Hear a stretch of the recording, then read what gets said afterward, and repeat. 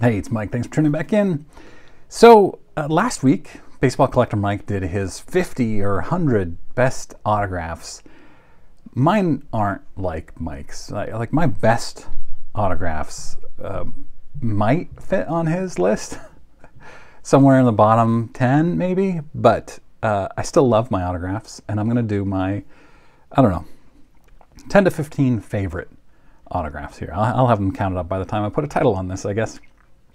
So I'm going to do the big ones first because, and I mean big, physically big, because they're not going to fit when I show my desk. So first of all, I have a Yaz rookie off at PSA DNA getting dual graded right now. That will go in this list when it's done. I also have a 2008 Upper Deck Baseball Heroes triple signed by Yaz, Wade Boggs, and Carlton Fisk. I TTM'd all three of those, or I sent them off to private signings to two of them and TTM'd it to Boggs. That's going to end up being a top 3 favorite here. And you'll see my top 2. I'm not sure I could ever sell them because the stories are too good. So we'll get into those here in a minute. But here's one that's too big to go in. This is 1989 Hall of Fame program, signed by the 4 inductees from that year. You've got Red Schoendienst, Johnny Bench, Carl Yastrzemski, and Al Barlick, an umpire. This is, I love these multi-signed Hall of Fame pieces like this. So really excited to add that. I initially had just the Yaz. I had this with Yaz signed, and then like a week later I found one with all 4 signed, and I was like, gotta have it. Next one is, whoa. Next one is, it's really cool. This is a gift from Tony, also known as TJ is Online. Just amazing guy, really knowledgeable, and he sent me this. This is Shelley Duvall from The Shining. I'm a big horror fan. Subscribe to my newsletter and you'll get weekly horror movie reviews. I put 3 in there in this week's junkwaxhero.com. Shelley Duvall signs this. She's holding up a Carl Yastrzemski bat when she's trying to fight off her husband. And then here is Carl Yastrzemski's signature.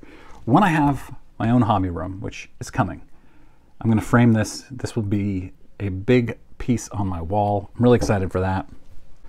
Then we have Beckett. The very first Beckett monthly baseball card price guide, signed by Dr. Beckett. It is in a Beckett slab, so I call it the Beckett on Beckett on Beckett autograph. Very excited to get this. I bought the magazine myself off of eBay and then brought it along with the first basketball one. Oh, actually, no. This one I sent to Mike Moynihan, Baseball Collector Mike, and he got this signed for me.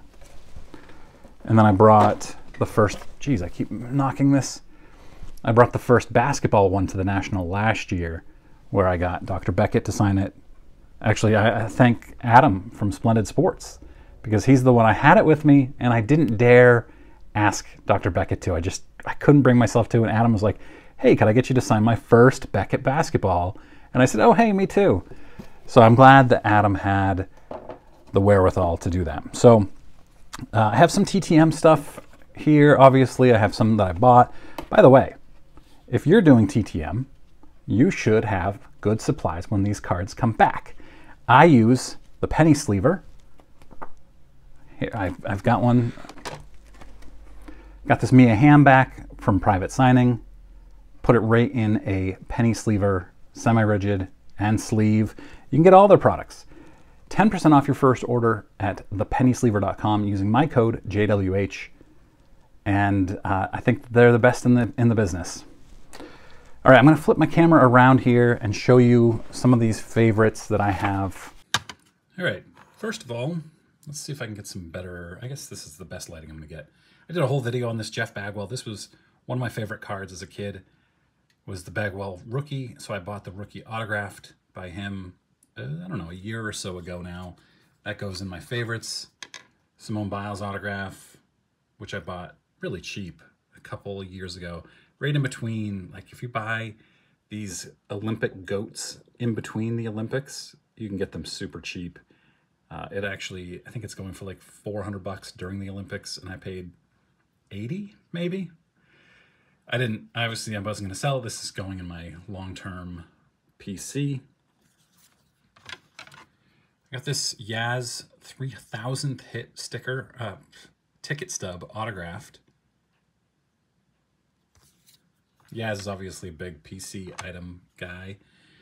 My wife got me this Fisk. She has no idea anything about baseball cards. She doesn't even know what I collect, really. So she went in and asked my LCS owner, Ron, at Dawn Sports Card Center, and he said, I've got just the thing, and he was right. So bold by her, and it was a great move. So Fisk, second year.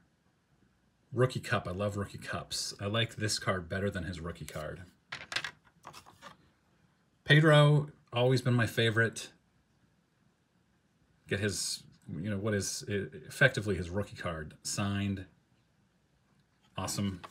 And then, on top of that, the rare, dual signed Pedro and Ramon Bloodlines 92 Upper Deck card.